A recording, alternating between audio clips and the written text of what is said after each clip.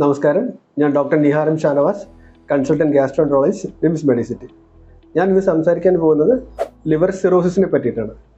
Liver cirrhosis എന്ന് പറയുന്നത് കരളിന് ചുരുക്കം സംഭവിക്കുകയും കരളിൻ്റെ പ്രവർത്തനം കുറയുന്ന കണ്ടീഷനെയാണ് ലിവർ സിറോസിസ് എന്ന് പറയുന്നത്. ലിവർ സിറോസിസ് വരാനുള്ള കാരണം അമിതമായ മദ്യപാനം, പിന്നെ ഫാറ്റി ലിവർ, ഒരുപാട് നാൾ നിൽക്കുന്ന ഡയബറ്റിസ്, പിന്നെ കരളിനെ ബാധിക്കുന്ന ചില മഞ്ഞപ്പിത്തങ്ങൾ, ഹെപ്പറ്റൈറ്റിസ് ബി, ഹെപ്പറ്റൈറ്റിസ് സി തുടങ്ങിയ അസുഖങ്ങൾ, പിന്നെ വളരെ റെയറായിട്ട് ജനിതകമായ അസുഖങ്ങളും ലിവർ സിറോസ് ഉണ്ടാക്കാവുന്നതാണ്.